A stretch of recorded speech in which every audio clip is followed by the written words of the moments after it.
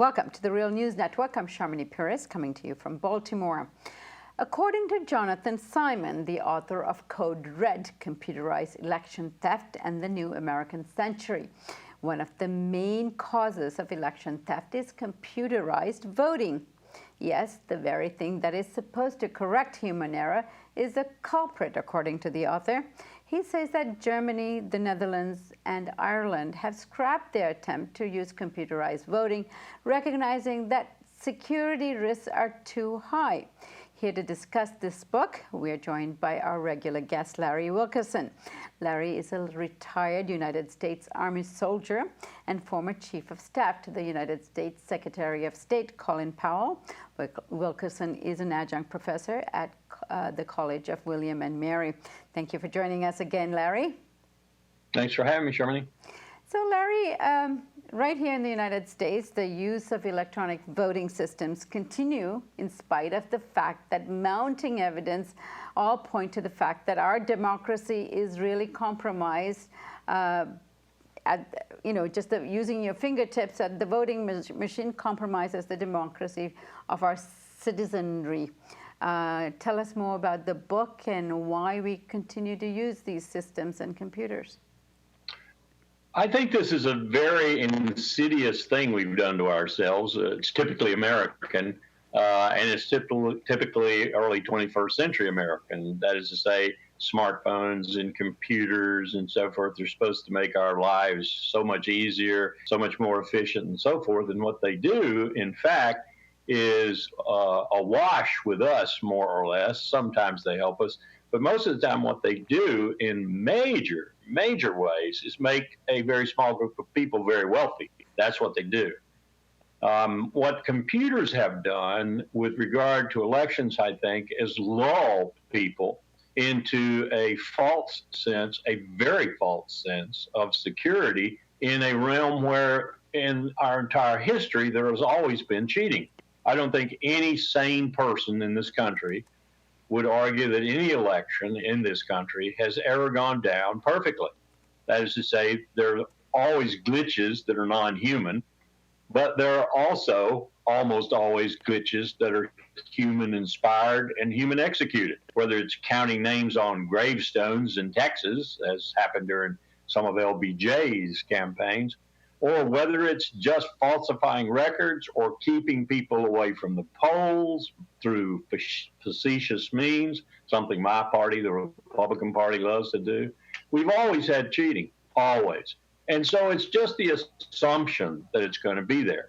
You want to keep it to a minimum, and you hope both sides do it, so it'll be a wash in the final results.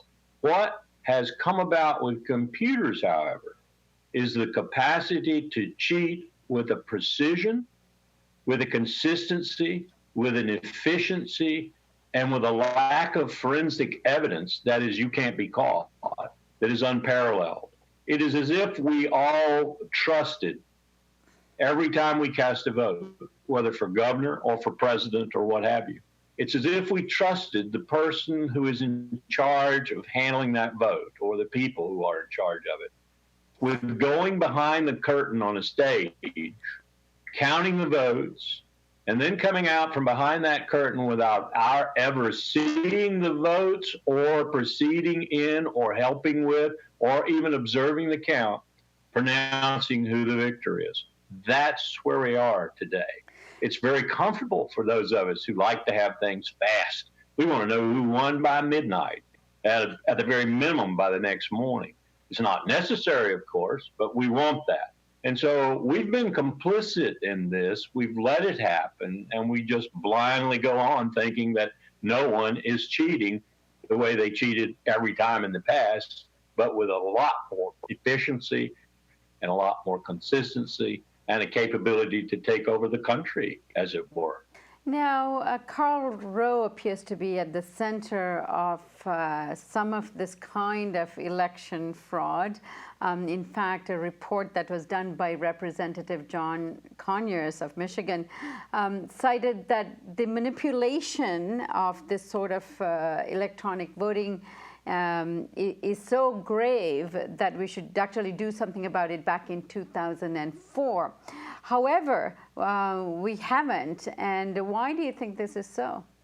I think we're just complacent. Frankly, I think we're perfectly happy with thinking that everything is going fine and letting it go down. I'll give you an example. My wife and I voted at George Marshall High School in the 2014 midterms at the place we've been voting for 26 years.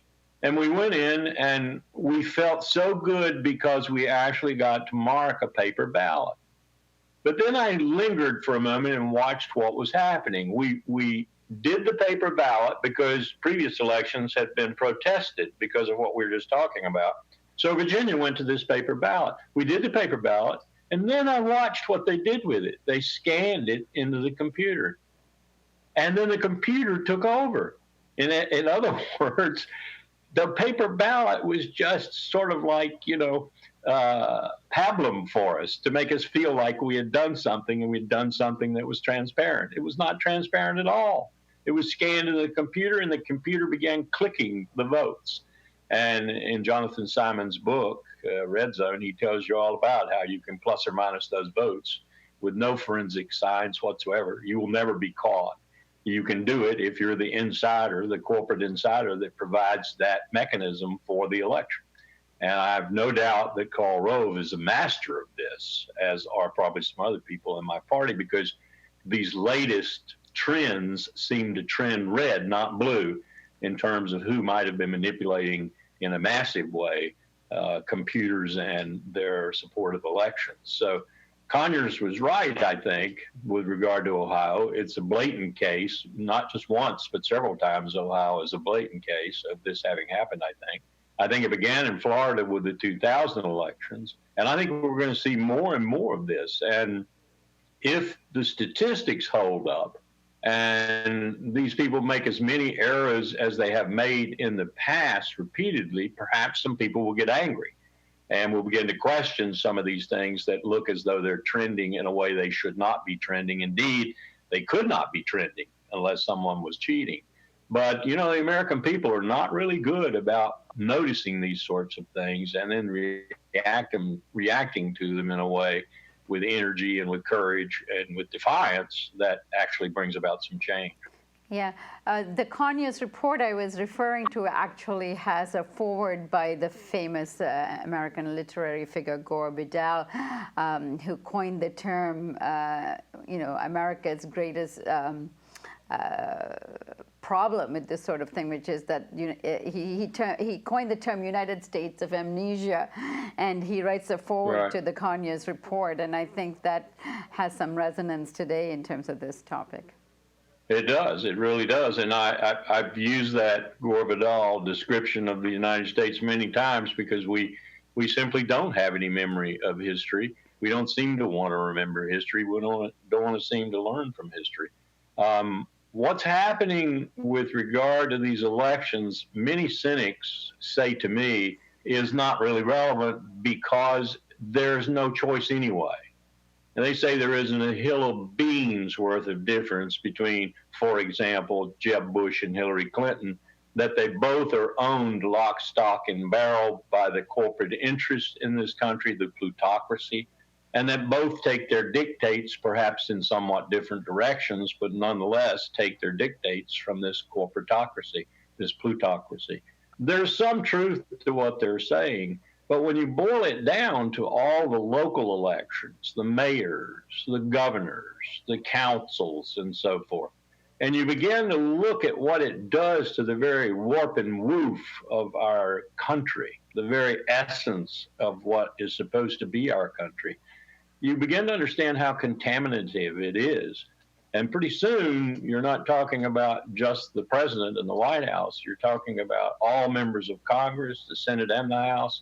You're talking about all the governors and so forth. And when you talk about this moving in a way that is opposite from if real elections were held, honest elections were held, the American people would want it to move, then you begin to get some idea of how dramatic a change this might present for this republic and how people should get angry and we should put a stop to it. All right, Larry, thank you so much for joining us today. And we'll try to get Jonathan Simon on who's the author of the book Code Red, on The Real News. So look out for that. And thank you for joining us, Larry. Thank you. And I'll be watching for that. He's a pretty smart guy. And thank you for joining us on the Real News Network.